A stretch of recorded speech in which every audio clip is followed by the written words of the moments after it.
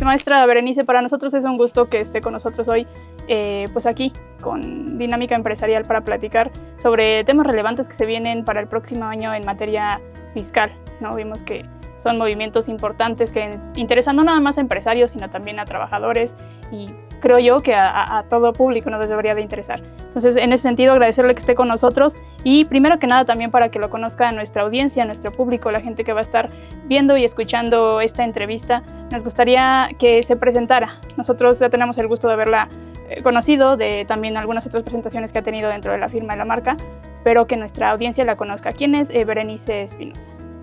Pues mucho gusto y muchas gracias por la invitación, por esta entrevista y claro que sí, ¿no? Es un tema muy relevante del que vamos a hablar. Bueno, me presento primero que nada, yo soy Berenice Espinosa.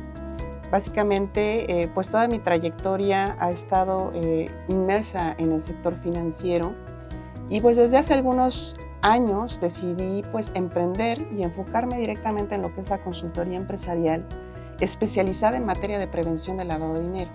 En ese sentido, pues bueno, me certifiqué por la Comisión Nacional Bancaria y de Valores, junto con dicha certificación, también con la certificación de la Unidad de Inteligencia Financiera en esta materia, porque realmente decidí enfocarme, digamos que en el ámbito de prevención del lavado de dinero hay dos grandes, esferas, ¿no?, de intervención, lo que es el sector financiero, que ahí estuvo básicamente toda mi vida, mi trayectoria profesional, y luego el sector de actividades vulnerables, ¿no?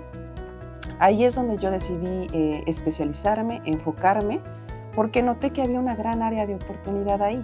Si bien mi trayectoria estaba en el sector financiero, pues al llevar el tema de cumplimiento normativo, pues me di cuenta de que aquí había una gran área de oportunidad, dado varias carencias en materia de pues, control interno, de realmente no conocer exactamente lo que la ley pide, ¿no?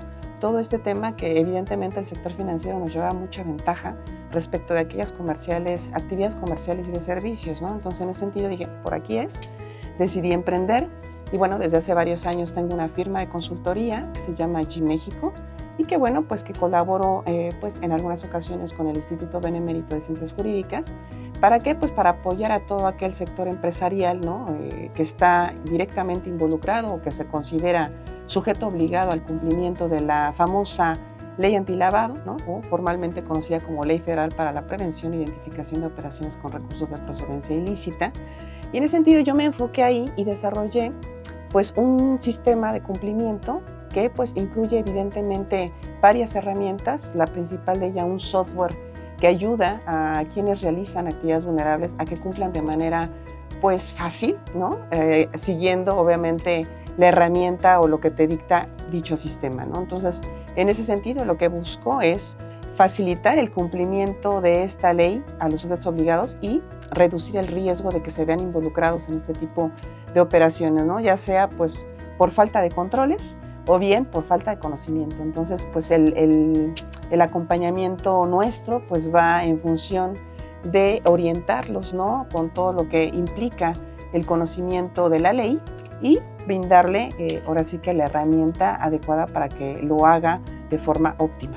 Entonces básicamente a eso pues me dedico, eso es lo que hago y pues muy contenta de estar aquí hoy con ustedes. Excelente. Y qué bueno que existan profesionales interesados como usted, ¿no? Que justamente buscan brindar estas herramientas para, digamos, reducir riesgos, como usted lo menciona, para todos los contribuyentes. Y es importante justo en este contexto porque, bueno, el tema del que vamos a estar hablando hoy son claves de la reforma antilavado, las nuevas obligaciones y retos para el cumplimiento corporativo, porque justamente hemos visto que, bueno, en últimas fechas ha habido movimientos, ¿no? En julio de este año se publicó la reforma integral a la ley FPRP justamente y sabemos que eso va a tener cambios en esta conocida ley antilavado. Pero bueno, un poquito para entrar en el contexto, si nos pudiera usted decir, después de esta reforma, ¿cuáles son los cambios más significativos que se presentaron en la ley?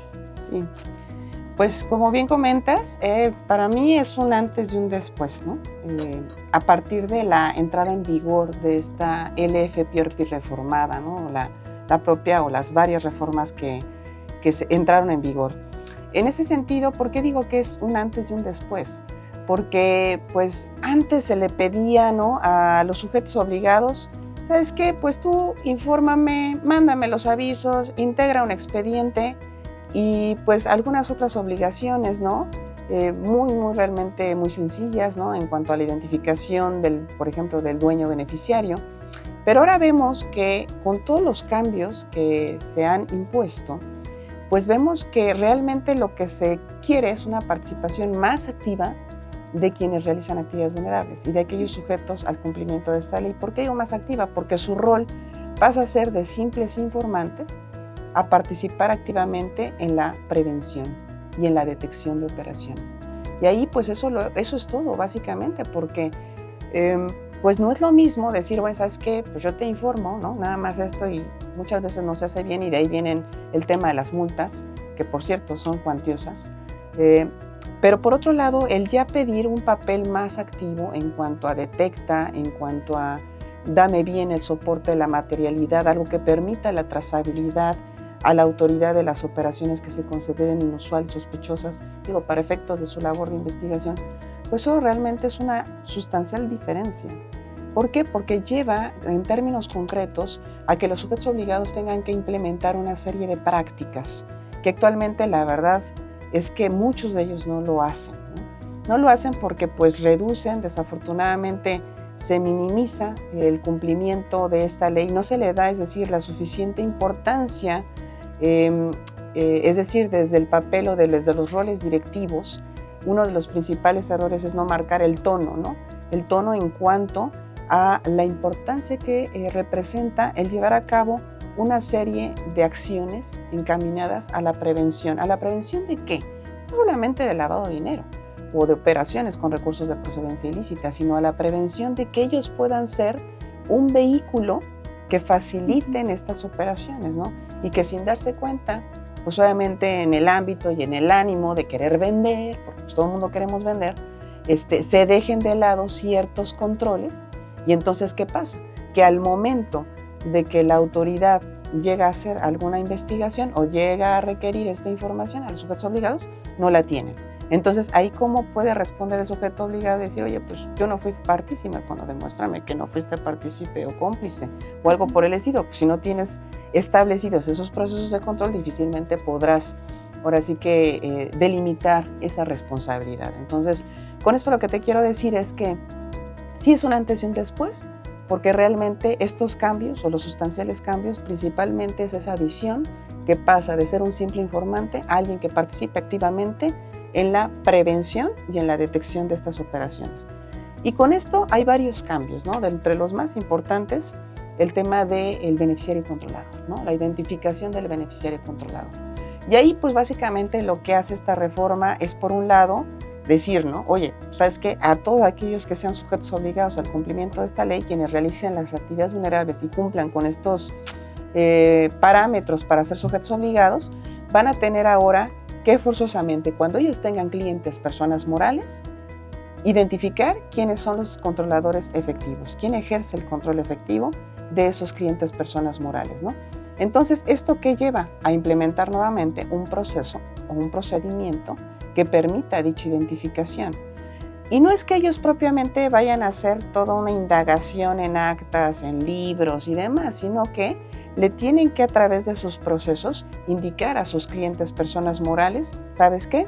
Manifiéstame y dame el soporte documental de quién es tu beneficiario controlado. Que puede ser una persona, pueden ser varias personas, ¿no? Dependiendo, la ley en ese sentido no indica solamente uno, ¿no? Pueden ser uno o varios, si es que cumplen determinados parámetros. Uno de los más importantes es el tema de la titularidad en las acciones, ¿no?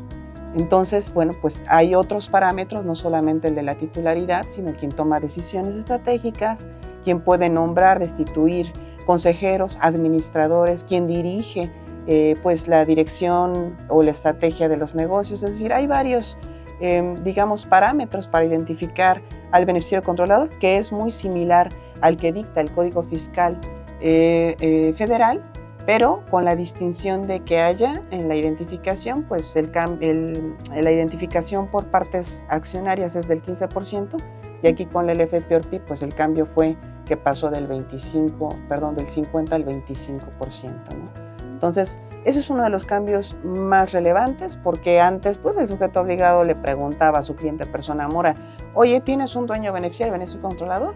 Como la obligación era preguntar, hasta ahí, Si él contestaba no, bueno, ya cumplí.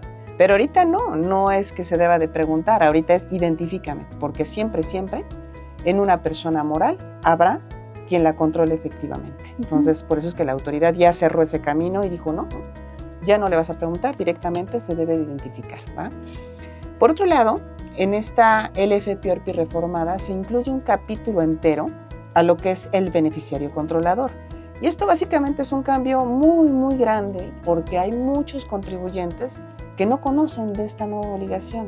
Saben de la del Código Fiscal que ya tiene desde el 2022 que se está realizando, pero no saben lo que respecta a esta obligación en materia de la LFPORPI, o mejor conocida como Ley Antilavado.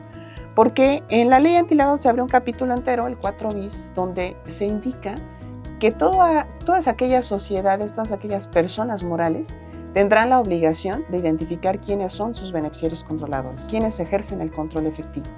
Y si no se cumple, que esta es una obligación independiente de la que ya existe en el código, o sea, se tiene que hacer. Y si no se cumple, entonces, pues bueno, ahí están señaladas ya las multas en el artículo 53 de esta ley. Y pues la verdad es que sí son muy onerosas porque van pueden llegar hasta 2,000 UMAS, ¿no? Entonces, pues es considerable y hay algo que pues todos los contribuyentes es importante que se informen y es importante que vean, porque bueno, aquí dice la propia ley en la reforma que se sacarán los lineamientos que emitirá la Secretaría de Economía, pero ya existe este portal en la Secretaría de Economía, de hecho acaba de salir hace unos días. Es importante que los sujetos obligados mitiguen el riesgo de que la autoridad les pueda requerir esta información, no la tengan y pues sean sujetos a esta multa, ¿no? Que es bastante cuantiosa. Entonces es otro de los cambios importantes, lo relativo al beneficiario controlador, el robustecimiento de esta identificación del beneficiario controlador, que básicamente lo que se busca es que al bajar el umbral, ¿no? De pasar del 50 al 25%, pues se pueda tener digamos, mayor información y identificación no solamente de los accionistas considerados como mayoritarios, sino aquellos, ahora sí que al bajar el umbral, que también pueden jugar un papel relevante, ¿no? Entonces, eso es una parte importantísima de estos cambios. Otros cambios sustanciales importantes tienen que ver con el robustecimiento de las sanciones, ¿no? El robustecimiento de las sanciones, ¿por qué lo digo? Porque, aparte del tema de las multas, que ahí básicamente algo importante a señalar es que en la LFPORPI pasada había como ciertas inconsistencias. ¿En cuanto a qué? En cuanto estaban establecidas pues algunas multas, ¿no? De acuerdo a las obligaciones de la ley citadas en el artículo 18, pero todo aquello que estaba citado en el reglamento y las reglas de carácter general, que también pues, obviamente era una no obligación, no estaban en ley. Entonces, ahorita con la reforma ya se pasaron todas esas y otras obligaciones más al artículo 18. Eso básicamente que provoca o que trae como consecuencia, y hay que tomarlo en cuenta, que pues ya hay una multa. Entonces, esto que veíamos en el reglamento, por ejemplo, el tener un manual de lineamientos, de procedimientos internos, ¿no? Yo ahorita pues, me gustaría hablar sobre el manual, pero bueno, esa obligación estaba en reglamento, ahora la llevan a la ley y eso nos dicta que ya marca una multa, ¿no? Y así otras obligaciones que también están señaladas ahí, que ya son parte del artículo 18. Entonces, bueno, pues hay un robustecimiento en cuanto al tema de las multas, porque ya se pasaron. Ahora sí que en un tema, cuando ya la autoridad te revisa, ¿no? Y decías, oye, es que podías argumentar en la defensa, oye, es que esto no está en ley, bueno, posiblemente se podían ganar la imposición en cuanto a las sanciones, porque no estaba en ley. Pues estaba en reglamento y en reglas, pero al pasarlo a la ley, pues ya eso ya no es una opción, ¿verdad? Por un lado. Por el otro lado, el tema también en cuanto a la repercusión penal, ¿no? Que es citada en el artículo 62 de la LFPORPI. Este tema tan discutido respecto al dolo, no dolo, ¿no? Es decir, se citan en este artículo determinados supuestos en cuanto, oye, por ejemplo, el falsear información, la obligación que tiene el sujeto obligado de resguardar esta información, de verificarla, de que no esté falseada, no la modifiques, no la alteres, ¿no? Pero hay una fracción ahí donde nos indica sobre la documentación que sea legible, ¿no? Entonces, lo que se daba en la práctica, o lo que se da desafortunadamente muchas veces, es que no se tiene el cuidado, ¿no? La debida diligencia en cuanto a recibir la información, bueno, en cuanto a pedirla, recibirla, revisarla y conservarla, ¿no? Entonces, ¿qué pasaba? Que al momento de recibir a la autoridad en una visita de inspección o de verificación para estos efectos del LFPORPI, pues entregaban INES totalmente ilegibles, negras, oscuras, ¿no? O nada más el anverso, no el reverso, o no estaban vigentes, etcétera, ¿no? O no tenías indicada toda la información, el comprobante a domicilio no, también igual está ilegible, borroso. Entonces, todo eso, pues bueno, evidentemente era motivo de una multa, pero ahora, con el artículo 62, nos dice que inclusive pudiera considerarse una práctica, pues, motivo de una sanción penal, ¿no? Es decir, de la prisión preventiva oficiosa. ¿Por qué? Porque básicamente hay una responsabilidad que tiene el sujeto obligado de llevar a cabo todo esto, ¿no? De la conservación de los documentos, de verificar ahora sí que la legitimidad de los documentos, ¿no? Y con esto, si no se hacen o no se establecen estas buenas prácticas, te digo, por la práctica que se da muchas veces en el día a día de la operación de los negocios, pues dicen, es que fue sin querer, ¿no? Con este artículo dicen, es que ya no es que haya sido sin querer, tú tienes una responsabilidad ahí. Se quitó el tema del dolo. Entonces, es importante mencionarlo porque, nuevamente, la perspectiva muchas veces del cumplimiento de esta ley se reduce o se minimiza, o no me gustaría, no sé si ocupar esta palabra, pero lo que quiero decir es que no se le da la suficiente importancia y la ley sí se lo está dando, ¿no? La LFPORPI reformada sí le está dando esta importancia a grado tal que ya lo establece ahí en el artículo 62 con este tema de que ya no es excusa decir que no lo hiciste con dolo, ¿no? Porque hay una responsabilidad. Entonces ese es un cambio también muy sustancial de esta reforma, entre otras obligaciones que se han implementado nuevas, ¿no? Básicamente son 6 obligaciones nuevas. Una de ellas, que es una de las que considero más importante y que tiene que ver muchísimo, que ahora que hablemos a lo mejor sobre algunas pautas, ¿no? Que se pueden llevar a cabo para mitigar estos riesgos de incumplimiento o de verte involucrado, pues que tiene que ver con esta identificación de los riesgos. Hay una obligación que dice la autoridad, oye, tienes que evaluar tienes que llevar a cabo una evaluación con enfoque basado en el riesgo. Entonces los sujetos obligados dicen, ¿what? ¿De qué trata eso, no? O sea, tan solo la palabrita EBR, dicen, pues familiarizado para nada.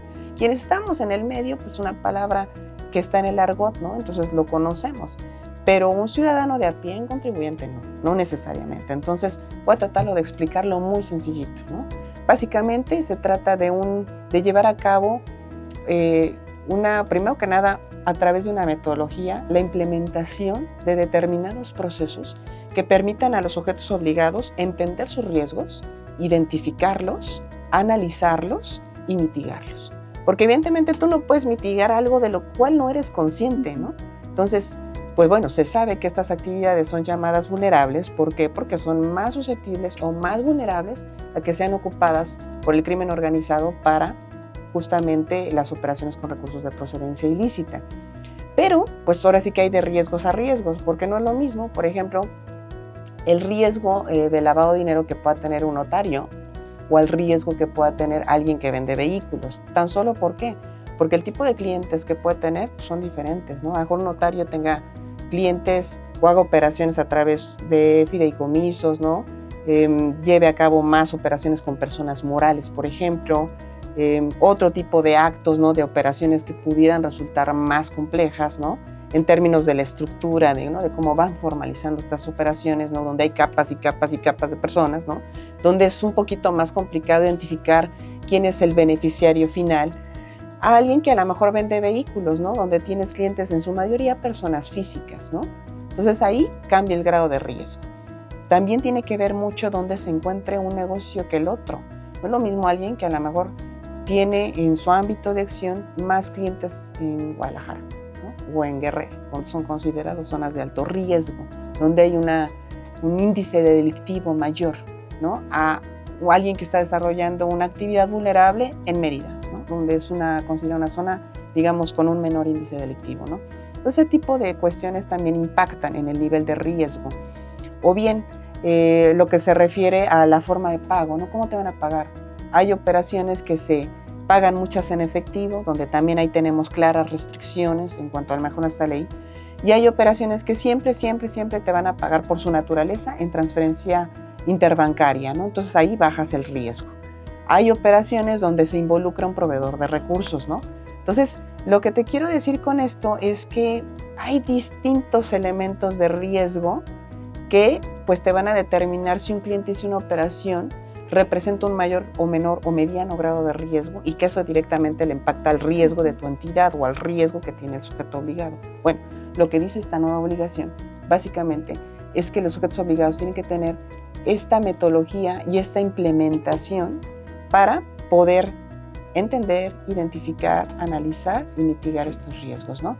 Entonces, todo esto que al final nos lleva a esto que te comentaba en un principio. Como ves, esta es una de las obligaciones que nos dan una lectura, como no solamente se requiere que los sujetos obligados sean informantes, sino que tengan la capacidad de prevenir y de detectar operaciones, ¿no? Y con esto lo enlazo a otra de las obligaciones muy importantes de esta nueva ley, que es los sistemas automatizados, ¿no? Este tema de los sistemas automatizados, si bien es cierto, hay muchos sujetos obligados que pues puedan tener una o dos operaciones o digan, no, yo le estoy rentando una bodeguita aquí no sé, a lo mejor una marca ya reconocida, un banco, por ejemplo, ¿no? Yo le estoy rentando este gran local a un banco, pues sabemos que no es el mismo nivel de riesgo que pudiera tener una entidad bancaria, ¿verdad? Que sabemos que está cumpliendo con toda la regulación, etcétera, etcétera, a alguien desconocido, ¿no? Y solamente es una bodega. Pero el tema de los sistemas automatizados se implementa por esto que te estoy comentando, porque lo que se quiere es que los sistemas automatizados ayuden o sean herramientas que permitan que estos sujetos obligados en el día a día de sus operaciones puedan identificar, detectar operaciones inusuales, puedan registrar todos sus movimientos, tengan una claridad en cuanto a si un cliente hizo una operación hoy y regresó en 3 meses y luego regresó en 6 y regresó el siguiente año, ¿no? Puedan obviamente detectar y llevar un historial, por decirlo así, que hablan acerca del perfil transaccional que pudiera llegar a tener un cliente, que si bien es cierto esto pudiera sonar complicado y lo es, para aquellos sujetos obligados que, no sé, tengan a lo mejor una operación, un cliente y dijeran, pues, ¿por qué voy a tener sistemas? Esto es demasiado, ¿no? Podría resultar too much. Pues sí, la verdad es que sí, pero lo cierto es que la ley lo marcó parejo. Seas un sujeto obligado con muchísimas operaciones, o seas un sujeto obligado con una operación, es indistinto. Pero lo que sí es importante es que los sistemas automatizados te permiten llevar a cabo todo eso, ¿no? Entonces, yo creo que es algo muy bueno. Bueno, en el caso te comentaba en un principio que a lo que yo me dedico es que justamente al ver la tendencia, ¿no? Desde el sector financiero, que en el sector financiero desde hace años se manejan los sistemas automatizados para hacer todo esto, pues es que surge esta iniciativa de decir, necesitamos darle las herramientas a los sujetos obligados para que puedan, evidentemente, a través de las herramientas de tecnología, poder facilitar su cumplimiento y poder prevenirse y protegerse. Entonces, pues bueno, el software antilavado es una gran herramienta, no porque tenga que ser el mío, pero evidentemente es una gran herramienta que hoy en día lo vemos señalado en la ley antilavado como una obligación. ¿Por qué? Pues porque lo que se pretende es que a través de los sistemas los sujetos obligados puedan tener el registro de sus operaciones, tener la conservación de sus expedientes, que ahora, por cierto, es otra obligación. Se amplió de 5 a 10 años. Entonces, con los sistemas automatizados puedes tener una mayor claridad, una mayor ubicación, una mayor trazabilidad, los puedes auditar tus expedientes de manera previa. Además que un sistema automatizado te permite, que está ligado a otra de las obligaciones importantísimas, que es lo de las personas políticamente expuestas y la detección de operaciones inusuales o llamadas 24 horas, ¿no? ¿Por qué? Porque justamente todo eso se tiene que hacer antes de que tú vendes, ¿no? O sea, no se vale hacerlo después porque ya no hace sentido, ¿no? Entonces, si tú antes de vender, ¿no? Seas alguien, una agencia de coches, o seas alguien que vende arte o subasta arte, o alguien que vende joyas, alguien que hace arrendamiento, algún notario, antes de hacer el acto, tienes que llevar a cabo ahora sí que el pilar número 1 de la prevención del lavado de dinero, que es la identificación de los clientes y ahora de los beneficiarios controladores, ¿no? Pues tienes que identificarlos. Entonces los sistemas automatizados te ayudan a eso, a ir identificando y entonces pasar por una serie de listados que dentro de eso se encuentran las personas políticamente expuestas. Hoy es un cambio relevante en la ley, porque el tema de las personas políticamente expuestas no estaba ahí, estaba medio señalado en las reglas, ¿no? pero, y además como una buena práctica, una guía que emitió incluso la Unidad de Inteligencia Financiera, pero ahora sí está de forma explícita, el que los sujetos obligados deban identificar, digamos, a las personas políticamente expuestas con los que hagan operaciones, ¿no? Entonces, ¿cómo yo sé si tú vienes a comprarme y eres una PEP, ¿no? Muchas veces puedo yo preguntar, pero a lo mejor a veces, no, yo no tengo nada que ver con la política, con el gobierno, ¿no? O ni siquiera sabemos que es una PEP. Pero al pasar la información a través de estos sistemas y jalar, que si bien, ¿no? Tampoco la propia ley nos dice, tienes que a fuerza hacerlo a través de los sistemas, pero es una funcionalidad de los sistemas automatizados. Lo que se habla en la ley es que van a sacar un listado de las personas políticamente expuestas, que son aquellas que han ocupado un cargo público, un cargo político o familiares, ¿no? En los últimos, o bueno, se estima en el último año o en los últimos 2 años, ¿no? Entonces, de tal forma que si un cliente viene a preguntarme, yo tenga la capacidad para identificar antes de venderle que se trata de una persona políticamente expuesta. ¿Por qué es esto? Bueno, porque las personas políticamente expuestas, en un contexto incluso internacional, están consideradas como clientes de mayor riesgo. ¿Por qué? Pues por una serie de cuestiones, ¿no? Que tienen que ver obviamente con el manejo de recursos públicos, etcétera, etcétera. Entonces, el que sea una persona políticamente expuesta considerada de mayor riesgo, le lleva al sujeto obligado, en una buena práctica de cumplimiento, a llevar algo que se conoce como debida diligencia intensificada, ¿no? O due diligence intensificado, que significa pídele más información acerca de su posición, del origen de sus recursos, de la antigüedad en el cargo, de si tiene otra actividad complementaria, porque pues imagínate, ¿no? Que venga algún político y diga, quiero comprar una casa de 10 millones de pesos. ¿Y cuánto ganas? 50, ¿no? No hace sentido, ¿no? Entonces, este tipo de sistemas te permiten detectar esas inusualidades o inconsistencias, ¿no? Entonces va de eso, esa nueva obligación. Bueno, básicamente otra de las obligaciones importantísimas, que son varias, la verdad, ¿no? Yo digo, todas son muy, muy importantes y van además concatenadas, ¿no? Van de la mano. Por eso es que me paso a una a la otra, ¿no? Obviamente ustedes ya verán cómo no. Sí, nosotros lo modificamos. No, de todos modos, justo por eso le decía al inicio, puede sentirse en libertad de explicarlo como lo usted considera, y nosotros creemos que, bueno, lo está explicando de una manera bastante práctica. Y nosotros hacemos una investigación, pero aún así sigue siendo un tema complejo. Pero lo que podemos comprender es entonces que con este endurecimiento o con esta supervisión que se está haciendo, esta modificación, pues se puede caer en alguna práctica indebida con mucha mayor facilidad, ¿no? Incluso desde el desconocimiento de no saber qué estamos haciendo. Entonces, creo que sí es importante conocerlo, y así como nos lo explica usted, ¿no? Con estas nuevas obligaciones que se tienen, estar mucho más al pendiente, porque, bueno, decía usted al inicio que es un antes y un después, ¿no? Sabemos que esta reforma sí representa un cambio estructural importante, pues para todo el sistema, y en ese sentido, pues nos gustaría también conocer y que nos explique, si bien ya ha hablado del beneficiario controlador y también de las personas políticamente expuestas, ¿cómo se puede contener estos riesgos ante la intensificación del monitoreo? Básicamente yo diría algo que pues nos lleva a una de las mejores prácticas, que es la due diligence, ¿no? O sea, es el tema de llevar a cabo una identificación adecuada, ¿no? De los clientes, de las personas que están relacionadas con quienes vamos a realizar la operación, en este caso pues los beneficiarios controladores en caso de existir, o proveedores de recursos, ¿no? ¿Por qué? ¿Por qué es importante esto? Porque si no se llevan a cabo, digamos, adecuados procesos de identificación que van más allá de pedirle a una INE un comprobante, una CURP, ¿no? O sea, estamos hablando de conocer, de la dimensión, de pasar de identificar a conocer a tu cliente, ¿no? Entonces, yo creo que una de las prácticas o de los aspectos que nos van a contener el caer en multas o en ser involucrado de forma involuntaria por falta de conocimiento son los controles que establezcamos, el control interno. Entonces, si yo tengo implementados procesos de control interno, ¿no? Que son buenas prácticas de un gobierno corporativo, ¿no? Cuando hay gobierno corporativo, pues realmente es que nos llevan a eso, ¿no? Nos llevan a que el cumplimiento no sea solo de forma, sea de fondo.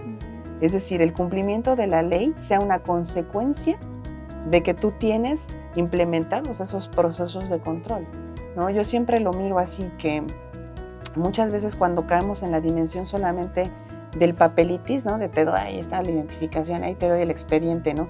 Pero no tenemos la dimensión de la profundidad en cuanto al cumplimiento de fondo. ¿Qué es el cumplimiento de fondo?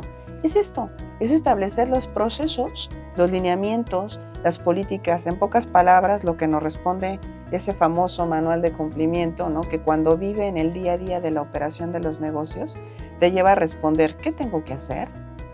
¿Cómo lo tengo que hacer?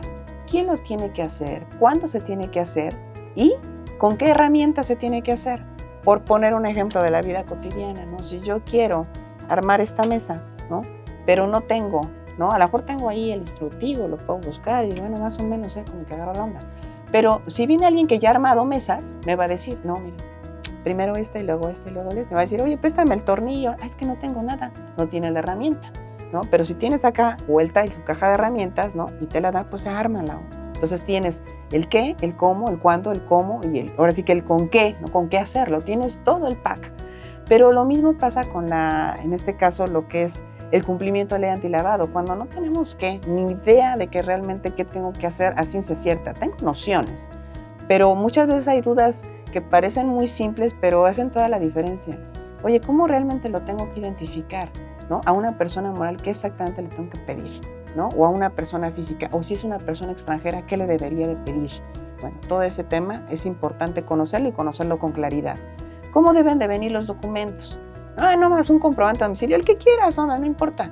Una constancia, la que quieras. No es la que yo quiera. Es y tiene que tener, estar legible, estar a nombre del cliente, tener una vigencia, ¿no? Que se respete de acuerdo a la normativa, que es de 3 meses, ¿no? ¿Qué tipos de comprobante de domicilio se pueden admitir, cuáles no? Etcétera, etcétera, ¿no? Entonces estamos hablando ya de dar los cómo, ¿no? De saber exactamente cómo, ¿no? Ahora, la herramienta, si yo no tengo estos sistemas automatizados, otra herramienta importantísima, ¿cuál sería? La capacitación. Si yo no capacito al equipo y le digo, mira, lo tienes que hacer así, pues no lo va a hacer, ¿no? Es como si a mí me dicen nuevamente, ahí está la mesa, pues yo no sé cómo, no me dices cómo hacerlo, pues difícilmente lo voy a hacer. Entonces, todo eso es el control interno, ¿no? ¿Por qué? Porque si yo establezco todos esos procesos, esos controles, le doy la herramienta a mi equipo, lo capacito y le sensibilizo y le digo, mira, porque es importante que tú como vendedor no te saltes los pasos, ¿no? Es importante que tú como vendedor adviertas ciertas inusualidades que pudieras detectar. ¿Por qué? Pues porque pudieras poner en riesgo al negocio donde tú eres parte, donde tú eres equipo, ¿no? Porque literalmente se vulneran los negocios de forma tal que pueden llegar a su desaparición, a su extinción, ¿no? Entonces es un tema ya incluso de estrategia de permanencia, ¿no? De los negocios, de su trascendencia obviamente en el tiempo. Por eso es que hablo que realmente la clave o las claves fundamentales son varias, ¿no? Pero pues uno es, yo diría, acércate a un especialista en el tema, ¿no? Pasando sobre estas que ya se inició, o bueno, es la pauta, ¿no? De esta entrevista, esas claves, ¿no? Es acércate a un especialista en el tema para que exactamente te diga qué, cómo, en qué momento, o sea, que entiendas realmente qué te está pidiendo ahora la LFPORPI reformada, ¿no? Porque no es lo mismo la viejita que la actual, ¿no? Ya trae muchísimos cambios, muchas nuevas obligaciones, ¿no? Entonces, acércate a un experto especializado, obviamente que tenga las cartas credenciales, porque luego muchas personas, ya está bien, ¿no? Yo celebro que se interesen, queremos más personas así que se interesen en la prevención del lavado de dinero, pero pues muchas veces en lugar de ayudar perjudicamos, ¿no? Entonces es importante conocer realmente muy bien la normativa y tener obviamente ese expertise y esas cartas credenciales. Por otro lado, el hecho de establecer claramente tus procesos de control, ¿no? Es decir, el definir qué tienes que hacer, quién lo va a hacer, cuándo lo va a hacer, apegado a la forma de trabajo que tiene el sujeto obligado actualmente, porque no hace sentido que le pongan un traje muy grande o muy chiquito, tiene que ser a medida de su forma de operación. Es decir, no es lo mismo, repito, una notaría que tiene a lo mejor 3 colaboradores a una notaría que tiene 20, ¿no? O 50, que a lo mejor tiene operaciones muy diversas, ¿no? Entonces, que ocupa, a lo mejor justamente por el nivel de involucramiento del equipo, que tenga varios auxiliares, a lo mejor implica otro nivel de proceso. Entonces, es un traje personalizado. Esto del control interno tiene que hacer sentido con la forma en que actualmente se encuentran realizando sus operaciones en el día a día, ¿no? Entonces hay que definir todos esos criterios, todos esos controles. Y luego hay que supervisar que esto se cumpla, no dejarlos nada más ahí sueltos, ¿no?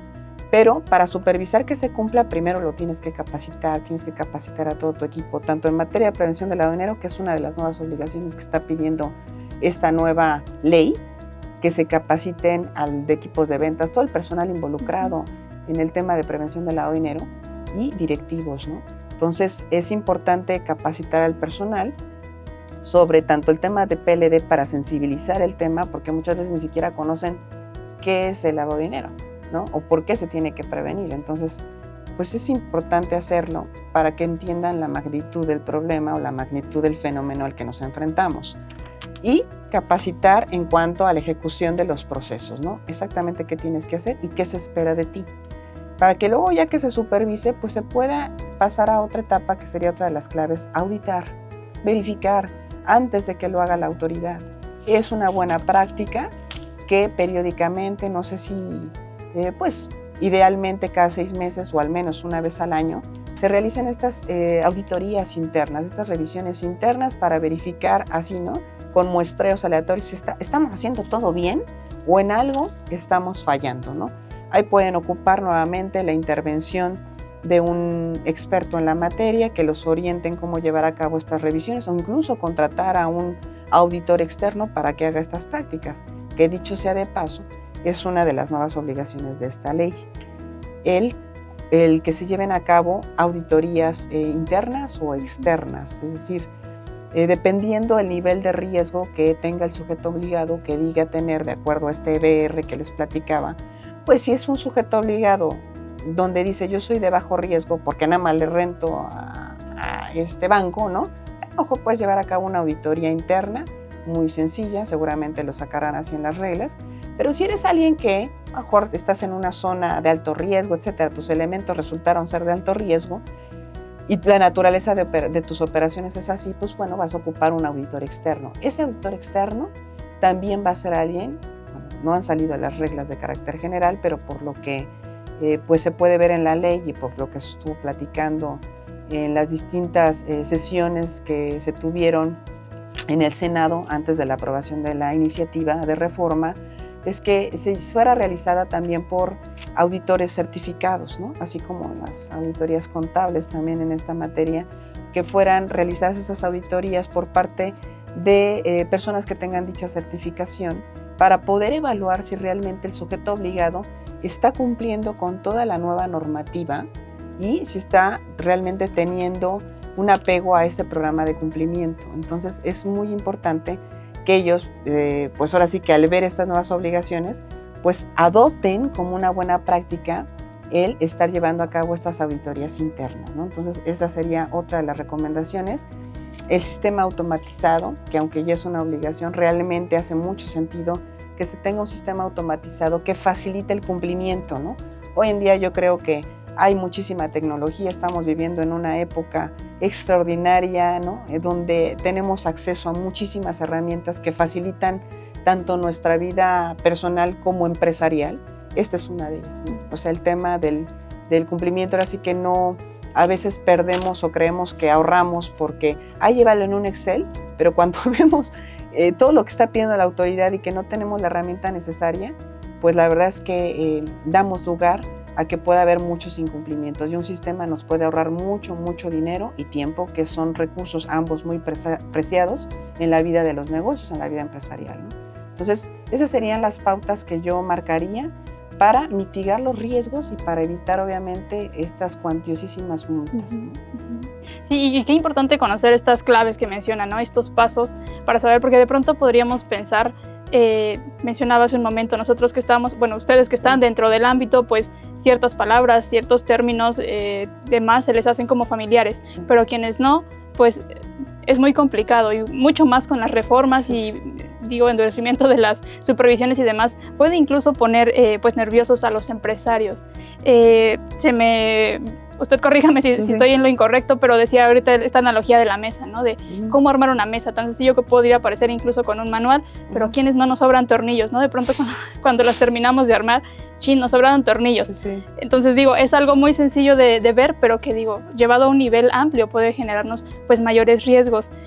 No sé, se me ocurre que a lo mejor también una persona que renta, no sé, algún domicilio, alguna casa, ella lo hace en el desconocimiento y quien está rentando pueda caer en alguna práctica indebida. Entonces, digo, eso habla de que necesitamos también como empresarios o como pequeños empresarios conocer más sobre estas leyes y bueno que de la mano de especialistas como usted conozcamos estas claves importantes para seguir, ¿no?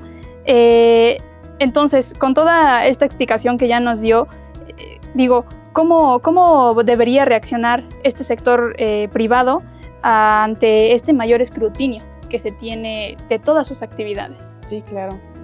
Mira, yo creo que siempre hay dos formas de ver muchísimas formas de ver una misma realidad, ¿no? Por así que dependiendo el enfoque que uno le quiera dar a las cosas, ¿no? Pudiera generar todo esto mucho temor, ¿no? Es decir, híjole, no, ya me van a meter a la cárcel y ahora ya no me dejan operar y estoy en una camisa de fuerza, ¿no? Pero bueno, también lo podemos ver desde otra perspectiva, ¿no? Que es a lo que a mí me gustaría invitar a toda la audiencia, a todos aquellos empresarios a los que podemos tener oportunidad de llegar, ¿no? Y es verlo como una oportunidad para fortalecer básicamente sus controles internos, fortalecer a su empresa, ¿no? Es decir, creo que ahorita ya hay una mayor maduración o se pudiera tomar esto como una gran área de oportunidad para que todos los empresarios, digamos, pequeños, medianos, grandes empresarios, que evidentemente de ellos podemos aprender mucho en materia de compliance, de gobierno corporativo, ¿no? De buenas prácticas que llevan a cabo, pues de cierta manera esta ley nos está marcando esta pauta para que también lo hagan empresas de menor tamaño, ¿no? Y a veces pensamos que esto va a demandar muchísimos recursos, pero no necesariamente, ¿no? Yo creo que más bien implica enfocarse en decir, a ver, ¿cómo aún siendo mi empresa de menor tamaño, pues tengo un equipo, 2, 3 personas, a ver, voy a establecer que alguien me ayude a establecer sencillos procesos, ¿no? Que me lleven a mí a mitigar los riesgos de que, por un lado, pues sí pueda ser multado por parte de la autoridad, pero por otro lado, de inclusive otro tipo de riesgos. Hoy vemos que el crimen organizado avanza y avanza y avanza a pasos agigantados, porque así como nosotros queremos aprovechar la tecnología, ellos también lo aprovechan, ¿no? Y entonces se encuentran formas para llevar a cabo pues, sus fines, ¿no? Que es seguir operando en sus negocios ilícitos y evidentemente el lavado de dinero pues es ese delito que se lleva a cabo para poder seguir pues funcionando, ¿no? Entonces, en ese sentido, si ellos buscan y tienen su área de recursos humanos, su área contable, su área legal, ¿no? Van robusteciendo y van avanzando, pues de cierta manera también el sector empresarial tiene que darse cuenta que ante ese riesgo inminente también tiene que hacer lo propio. ¿Por qué? Porque puede haber riesgos de fraude, puede haber riesgos de que pues tengas personal incluso infiltrado, ¿no? Trabajando, implantado, proveniente de las redes delincuenciales para robar información, para facilitar las operaciones, y no son cuentos de vaqueros, eso pasa en el día a día de los negocios, ¿no? Entonces, por eso es que incluso una nueva obligación que pusieron fue la del reclutamiento y la selección de personal también. Entonces, estas buenas prácticas a las cuales me refiero, que implicaría, ¿no? Llevar a cabo este cambio de enfoque, ¿no? Y de mirada, de decir, bueno, en lugar de verlo como que me tienen así en una camisa de fuerza y ya traigo aquí a la autoridad, pues bueno, ¿por qué o qué tengo que hacer para yo fortalecer mi negocio? Para que si el día de mañana yo no estoy en el día a día de la operación y tengo un equipo que lo lleva a cabo, pues sé que siguen esos procesos, siguen esas buenas prácticas y que no me van a meter en un riesgo o en un problema de índole económico, reputacional, penal, ¿no? O sea, de cualquier índole. El empresario necesita, y sobre todo yo creo que en este país, en las pequeñas y medianas empresas, trabajar mucho hacia el control interno. Es una de las grandes carencias que tenemos, ¿no? Los controles internos básicamente pues es ese conjunto de procesos, ese conjunto de lineamientos que llevados a la práctica me llegan a mitigar riesgos. En este caso pues yo hablo de mi tema, ¿no? Que son los riesgos del lavado de dinero, de las operaciones con recursos de procedencia ilícita, pero hay otro tipo de riesgos, ¿no? Riesgos financieros, fraudes, suplantaciones de identidad, otro tipo de riesgos asociados a la propia actividad que está expuesto al empresario. Pero si establecen todos estos controles internos, y yo creo que es una gran área de oportunidad para poderlo hacer, desafortunadamente, pues bueno, ¿no? A veces quisiéramos que esto surja de manera natural, pero pues las leyes, en este caso, bueno, al menos es mi muy particular punto de vista, hay que verlo como una gran área de oportunidad, pero también porque es cierto, o sea, la autoridad realmente ha tomado esto como una medida para ver qué le falta o de qué carece el sujeto obligado y multarle, ¿no? Básicamente temas de recaudación. Entonces, yo creo que hay que cerrar, ¿no? Filas y aprovechar esto como una gran área de oportunidad y en lugar de verlo como un costo, hay que verlo nuevamente como una inversión, aunque suene trillado, pero es preferible, ¿no?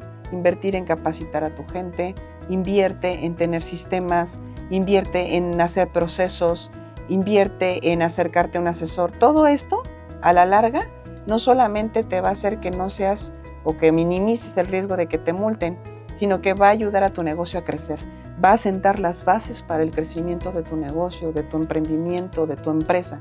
Seguramente son buenas prácticas, son buenas medidas que llevan a cualquier empresa a apuntalarse y a hacer la diferencia realmente respecto de otras que tienen hecho un relajo, ¿no?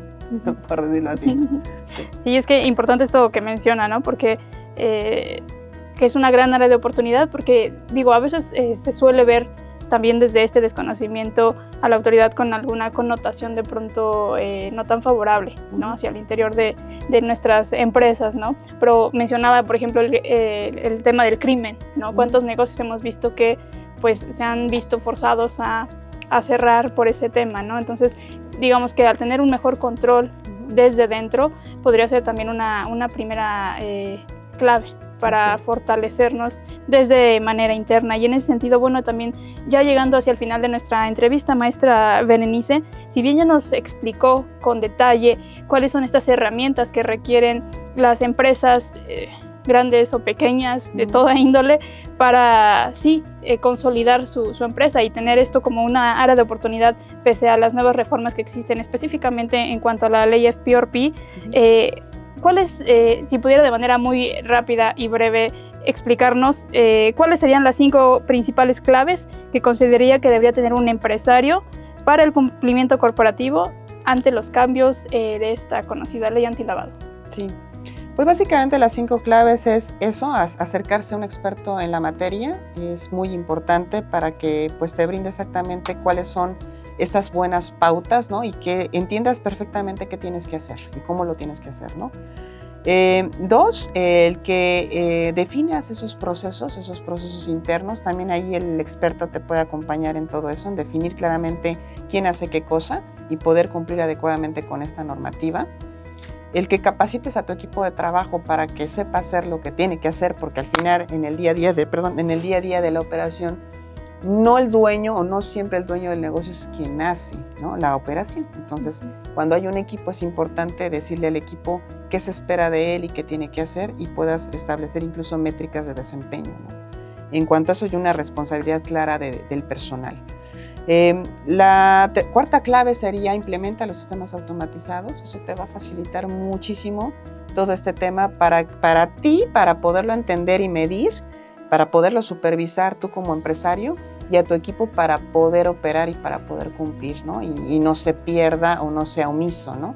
Y finalmente yo diría que es importante que audites, ¿no? Lo que no se supervisa, pues a veces no se controla, ¿no? Entonces es importante que para la retroalimentación y la mejora continua, los procesos de auditoría, de supervisión, hechos por ti o por un externo que pues tú puedas contratar para que te revise que se están haciendo las cosas bien y no sea la autoridad la que venga a decirte todo esto está mal y son 10 o 100 millones de pesos en multas, ¿no? Porque son cuantiosísimas. Entonces, esas serían mis 5 claves. Perfecto. Maestra Berenice, ¿algún apunte final que quiera dar a nuestra audiencia?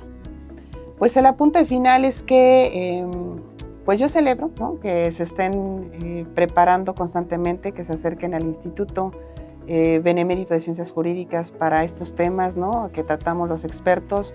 Con todo gusto, pues yo me reitero a las órdenes de toda la audiencia, de todo aquel que nos escucha, para poderles orientar, ¿no?, con todo gusto en lo que serían estos nuevos retos a asumir y lo puedan hacer de forma adecuada para que pues lo lleven de la forma óptima mejor a sus empresas, buscando obviamente su permanencia y el mitigar los riesgos que están asociados ahorita a esta LFPORPI reformada y endurecida y fortalecida, como lo hemos platicado ya.